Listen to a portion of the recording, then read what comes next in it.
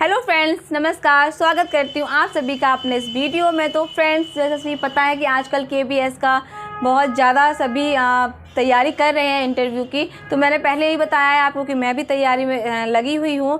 तो फ्रेंड्स, आज जैसा कि 12th क्लास का आपका जो आरोही बुक है उसमें जो कविता लगी हुई है हरिवंश राय बच्चन जी की, तो आज उनका जो आत्म परिचय है उसी से हम रूबरू होंगे। तो मैं आज उस पर एक छोटी सी डेमो क्लास बनाने जा रही हूँ, ये कि आप कैसे उन बच्चों को पढ़ाएंगे, कैसे उन बच्चों को अच्छे से वातावरण में ढालेंगे जो कि कविता की लय में वो ढल जाएं। तो चलिए फ्रेंड्स, देर ना करती हूँ, क्लास स्टार्ट करते हैं। गुड मॉर्निंग क्लास, कैसे हैं आप सब?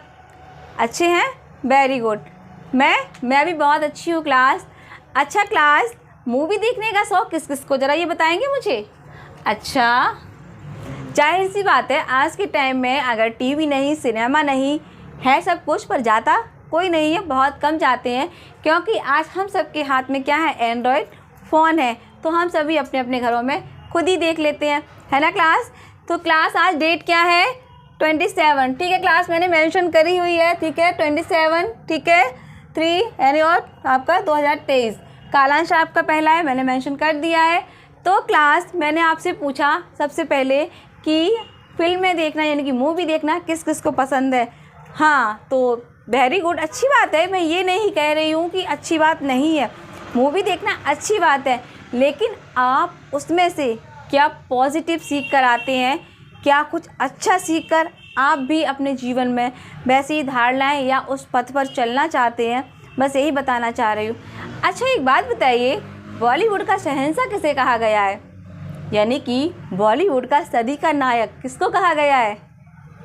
अच्छा, शाहरुख खान? नहीं नहीं नहीं नहीं, कौन बताएगा? हाँ बताइए बेटा। Very good, Amitabh Bachchan ji. हाँ, बिल्कुल सही जवाब दिया। सदी के महानायक कहे गए हैं कौन? अमिताभ बच्चन जी। हाँ बेटा, आज मैं आपको मूवी पर ही पढ़ाऊँगी। हाँ, अच्छा लग रहा है, मज़ा आ रहा है ना? हाँ, मूवी के नाम से सभी क्लास बहुत खुश है कि हाँ मैम आज कुछ मूवी के विषय में बताएंगी और बहुत मज़ा आने वाला है ना? तो चलिए, यहाँ पर हमने नाम लिया सदी के महानायक का, तो सभी बच्चों ने कहा, सभी नहीं, ज़्यादातर बच्चों ने कहा कि अमिताभ बच्चन जी। बिल्कुल, तो मुझे ये कौन बताएगा कि अमिताभ बच्चन जी के पिताजी का नाम क्या है? वेरी गुड, क्लैप करिए इसके लिए, इन्होंने बिल्कुल सही बताया, श्री हरिवंश राय बच्चन जी। वेरी गुड, ठीक है। तो हम आज हरिवंश राय बच्चन जी के विषय में कुछ जानेंगे क्लास। उससे पहले आप मुझे कुछ अपने विषय में बताएंगे जी। आप ये बताइए क्लास मुझे कि अपने विषय में आप बेहतर बता सकती हैं, या यदि मैं किसी दुनिया के बारे में, दुनिया छोड़िए, आपके पास में जो आपका दोस्त बैठा हुआ है, मैं आपसे ये कहूँ कि आप अपने जीवन के बारे में बताइए, फिर आप अपने दोस्त के जीवन के बारे में बताइए, क्या आप बता पाएंगे? नहीं, क्यों? अच्छा, आपको अपने जीवन का पता है, उसके जीवन का पता नहीं है। बिल्कुल सही कहा आपने कि हमें अपने जीवन का पता होता है क्लास, कि हम अब क्या करेंगे, क्या सोच रहे हैं फ्यूचर के लिए, वर्तमान में क्या कर रहे हैं, हमें अपना सब कुछ पता होता है, बट हमें दूसरे का पता नहीं होता कि वो क्या सोच रहा है, क्या करेगा। तो यहाँ पर हम देखेंगे आज यही कि आप लोग अपने आत्मा की बात, अपना आत्मज्ञान कैसे जानते हैं और दुनिया को कितना समझते हैं आप लोग, ठीक है? तो आप लोग समझ गए होंगे, मैंने मूवी से स्टार्ट किया, क्यों? क्योंकि मुझे जानना था महान सदी के महानायक कौन है। आप लोगों ने कहा अमिताभ बच्चन जी, फिर मैंने कहा उनके पिताजी का नाम क्या है, तो श्री हरिवंश राय बच्चन जी, ठीक है? तो मैं बता दूं, हरिवंश राय बच्चन जी का जन्म जो हुआ था 1907 में, कहाँ? इलाहाबाद में हुआ था। तो चलिए क्लास, हमने फिर आपसे कहा कि आप अपने विषय में बताइए या अपने पास में बैठे हुए किसी छात्र के या दुनिया के बारे में। तो आप में से कहा कि हम अपने विषय में बता सकते हैं लेकिन दुनिया के बारे में नहीं। तो ऐसा ही आज का हमारा टॉपिक है, क्या? आत्म परिचय। तो यहाँ पर कवि ने क्या कहा है? अपना आत्म परिचय दिया है, किसने? श्री हरिवंश राय बच्चन जी ने। तो आज का हमारा टॉपिक क्या है? आत्म परिचय।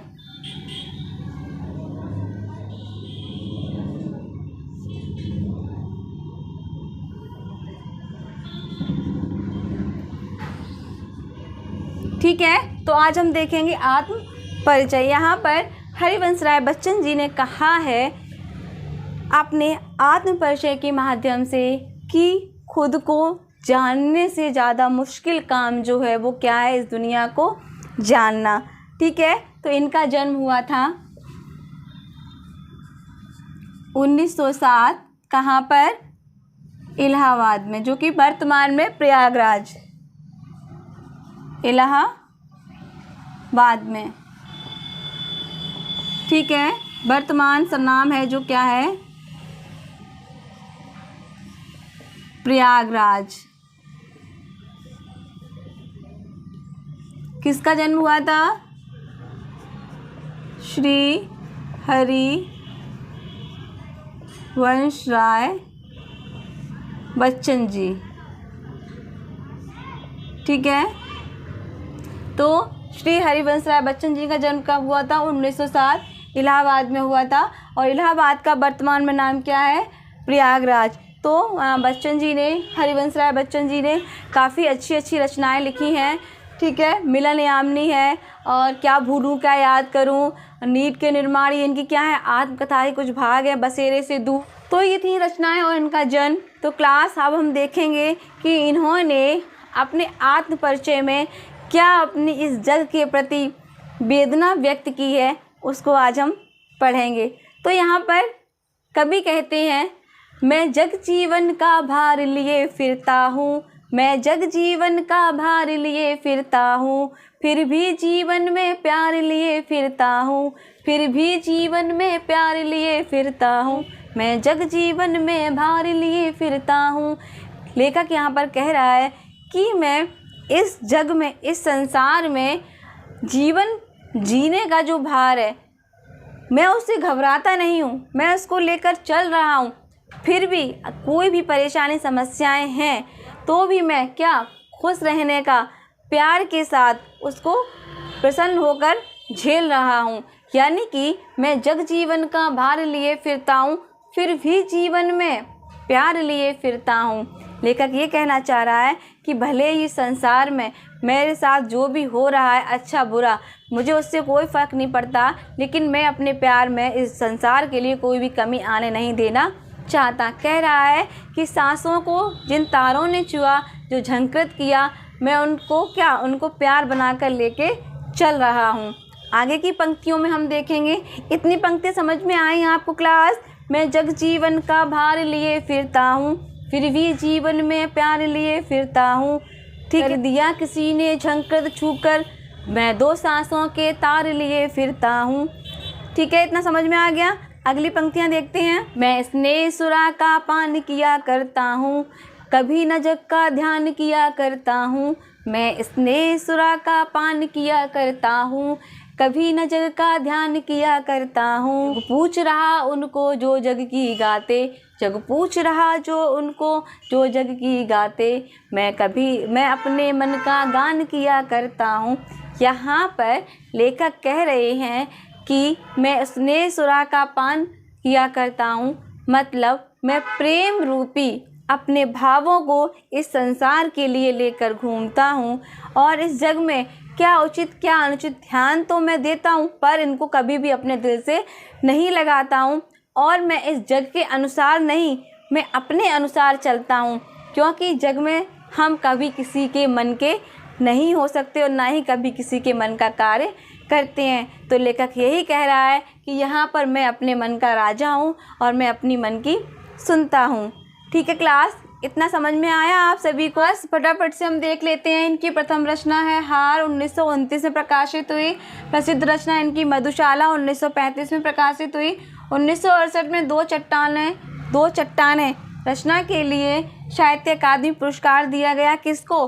हरिवंश राय बच्चन जी को। ठीक है, खादी के फूल 1948 में रचना है इनकी। सतरंगिनी 1945 में। आकुल अंतर 1943 में। तो इतना सभी नोट डाउन जरूर करेंगे। और आत्म परिचय में आज हमने जो भी पढ़ा उसको अच्छे से आप लोग फिर से पढ़ के आएंगे, और होमवर्क में आप ये अच्छे से नोट डाउन करके आएंगे। और जो भी हरिवंश राय बच्चन जी से आपको महत्वपूर्ण जानकारी मिलती है उसको आप नोट डाउन करके ज़रूर लाएंगे। ठीक है क्लास?